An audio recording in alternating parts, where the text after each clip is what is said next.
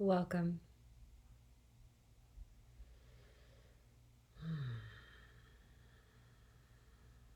Welcome to day 1, video 1 of week 1 of your red tent initiation.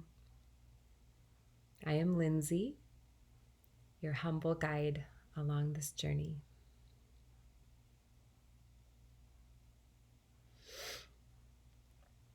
The intention, the larger intention for this first week of initiation is to open our sacred container.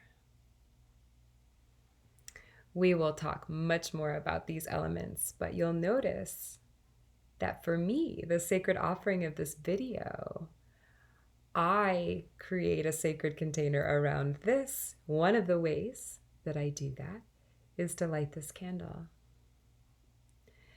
The candle flame is a beautiful and simple and ancient way to connect spirit and earth, to create this channel, to allow the higher energies to come in and bless our spaces, our offerings, and ourselves.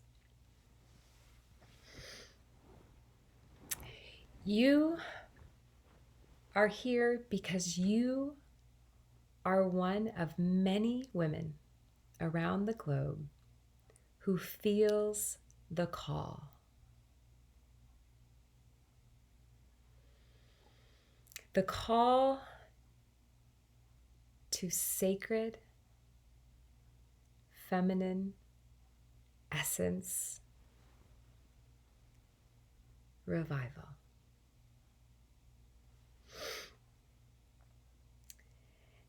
And while some of you may feel pretty new to all of this, and to you I say, I see your courage. Some of you may feel like you've been walking a spiritual path or a path of the awakened feminine for some time and are now ready to make more offerings in the external or to be of greater service.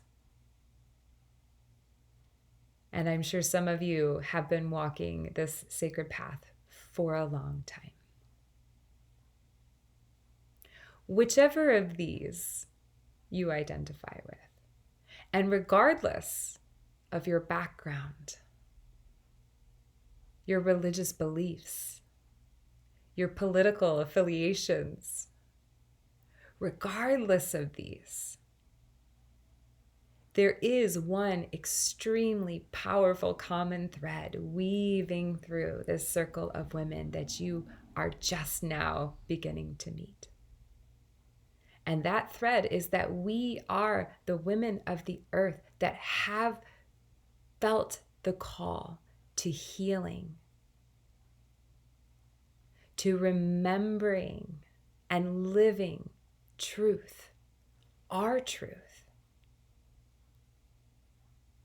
and to restoring the balance of masculine and feminine here in our planet.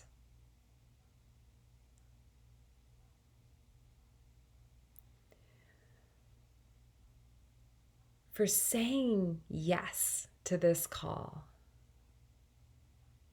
I bow to you. I honor you. And I am so thrilled to do this work with you. We need each other in ways that we will talk about together. I will allude to here today, and in ways that we will co-discover. So thank you, and welcome. So we all said yes. Here we are. Now what? I'd like to share the statement of intention that I authored as I was birthing this course, just to put it out there very clearly. My intention for this offering, as you get more and more acquainted with your own. My intention is to create a safe and sacred container for women to deepen self-knowledge, self-validation, and self-trust. This deepening allows us to change our existing patterns and habits toward those that embody our most treasured values and our authentic self, so that we may lead from this place and we may invite women along with us on this journey so they may do the same. This journey will empower you with the tools and the embodied education to guide women's circles, to host retreats, workshops, gatherings, so many possibilities. And within these containers, to offer your unique feminine gifts.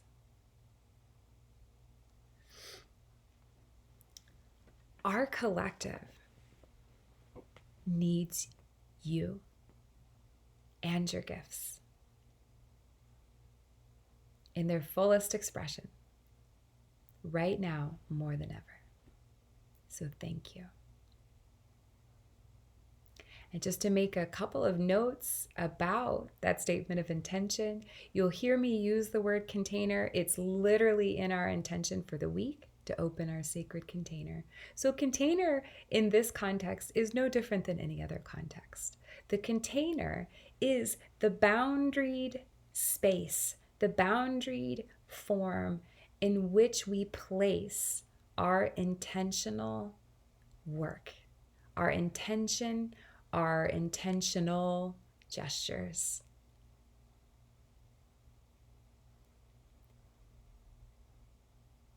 I know for me, when I first started hearing that word used in this context, I was like, containers makes me think of, leftovers containers for foods or big Rubbermaid bins, right? This is our sacred container. Feel into that for yourself. What does it mean to be contained? What spaces do you move into and out of these days that feel contained? Is that a positive for you? Are there hardships that go along with these containers? Something to consider. So, the red tent. In my early 20s, when I was moving with a lot of momentum away from my own Catholic upbringing, an upbringing and a socialization that, while it had much beauty and many gifts, had long before stopped making practical sense to me as a foundation to rest my being on, my beliefs on, my work, my offerings. It had stopped making sense to me, and by my early 20s, I was no more committed to anything else than I was when I left the church. But I was open to experimenting. Something that our 20s really, developmentally speaking, should be characterized by. When we try on experiences, we try on identities, we explore, we're looking for that which belongs to us. And so that is the stage, I may say it a little more eloquently, than the people around me who were observing me would. But that is what I was doing at the time when I received the book, The Red Tent, by Anita Diamant, an American author and activist. Anita Diamant wrote The Red Tent to point at the concept of a tent at a time when it was extremely relevant. And she does this through building characters as drawn from the biblical book of Genesis, specifically Dinah and Dinah's family. She was the daughter of Jacob from the book of Genesis. We, those of us who grew up with the Christian Bibles, various versions, are likely familiar with Jacob and Jacob's brothers and Jacob's father. But Dinah was only mentioned, I think, a sentence or two. If she is referred to at all, she usually is referred to as the story of the rape of Dinah. So this author saw this gap. She felt this pull toward these voiceless women, and she decided to write a modern historical novel, giving her imagination, giving her downloads, her channeled understanding, her channeled perspective. There's actually many videos online if you'd like to hear Anita Diamant talk about her inspiration and how she authored this book.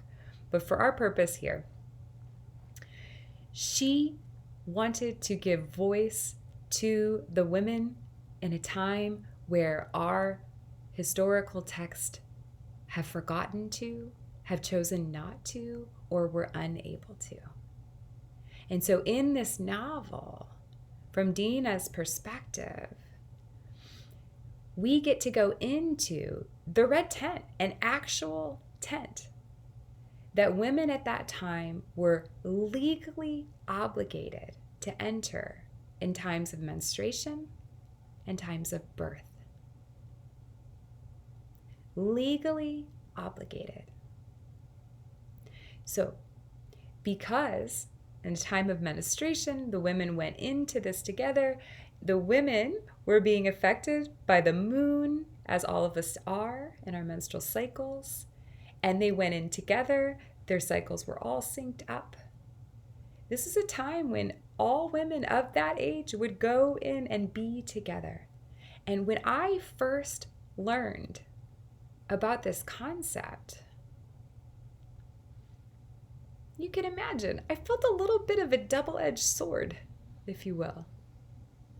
I thought to myself, how oppressive to be legally outcast, sent away from your community, sent away from your loved ones, your husband, your brothers, your sons, as if something was wrong, treated in ways described as impure, dirty, cast off.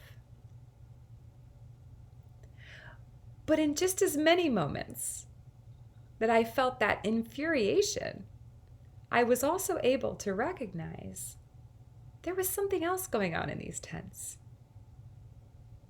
And if you haven't read the book or you haven't watched the film made about the book, you might consider doing so. But know that through these works, you know that these women were coming together to encourage one another.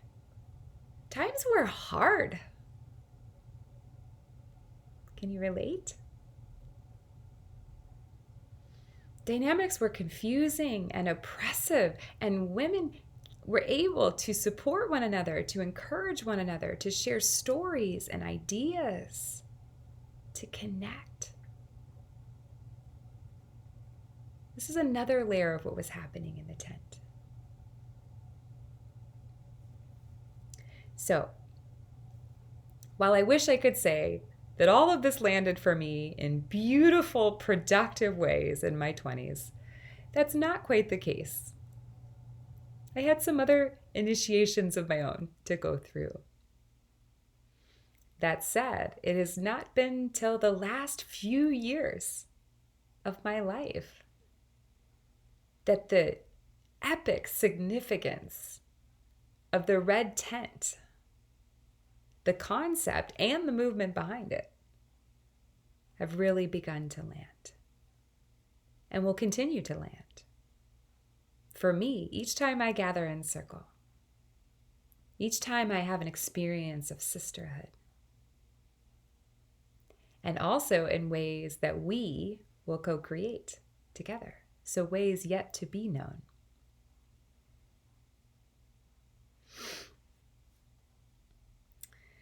The red tent is and always has been a space for women to come together, to rest, to be nurtured, and to connect.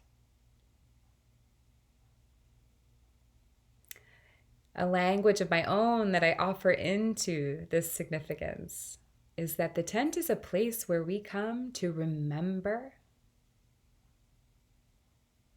who we are, remember our gifts, remember our power. The remembering often involves removing the obstacles that caused us to forget in the first place. To remember, to resource. What do we need to stand in this power and in this authenticity? Where do we source it from? And to reclaim.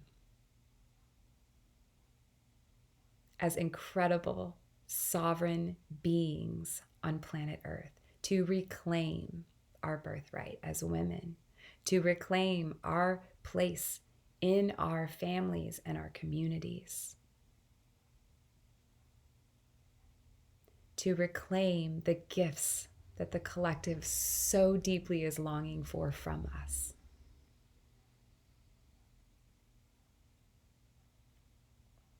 And that's what we're here to do. That is what this journey is all about. So whether it results in you creating a workshop or a retreat or a circle of some sort, no matter what forms it takes, you can count on that. Remembering, resourcing, and reclaiming. So, I've talked a bit about my own personal intention. You will find this week in the content along with this video. Intention it's a big focus. When we open a sacred container, just as we are doing right now, we want to bless it with intention. We want to infuse it with our creative power. So, you will notice in the Facebook group, along with the link to this video, there are a number of other documents. There is a course format and guidelines for the initiation. This is almost like a Q&A or just a practical information guide. So just check that out. It'll give you a better understanding of what is to come, what you can expect, what is needed from you. And then you will find a second document called the Intention Worksheet. This is your formal invitation to walk yourself into your own intention, to create your own practice around connecting to the intentions beyond the mind, beyond the expectations that I might have created with my own words or my own promotions. And to get right in there to the intentions living in you. that would like to express. So, check out both of those documents. You will also find every week on Monday when I release the content, there will be a statement of our intention, reminder of homework invitations, and also journal prompts or prompts for contemplation. So maybe it's something you will be writing down, maybe it's something you will be voice clipping and practicing speaking aloud. All of that is to be determined by you. But you will find those things clearly stated each week when I release the content. So go ahead and dive in this week. You have the full week until our call on Sunday to spend time absorbing, integrating all of this content. And one more reminder, if you haven't done so already, please look around in the group, look around in our circle, and find a sister or two, it really doesn't matter, that you would like to ask for additional accountability with throughout our journey. This may mean you jump on a call once a week. It may mean you voice clip back and forth with one another or communicate in text form. This is the woman that you will ask to help you stay in integrity with what you said yes to and to deepen it.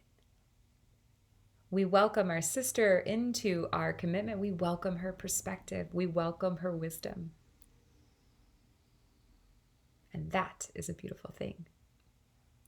So if you haven't found it, go ahead and reach out now or check in with me, and I'm happy to do what I can.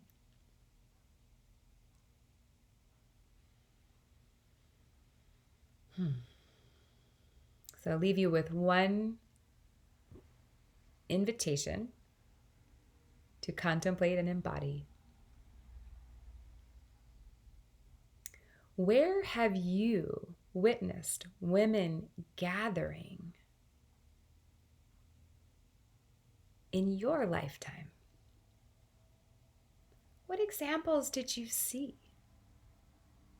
How was sisterhood cultivated and expressed for you?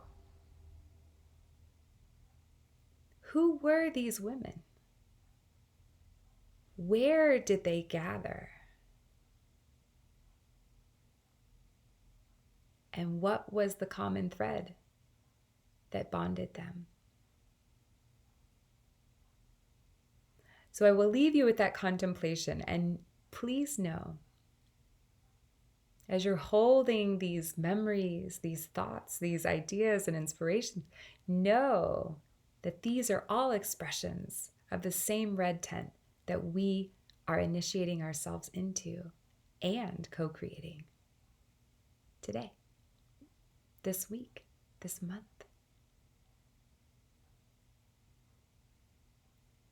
The red tent has always been life-giving and life-sustaining.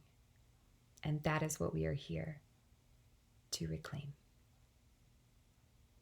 Thank you for being here. I look forward to connecting with you, and I will see you on Sunday.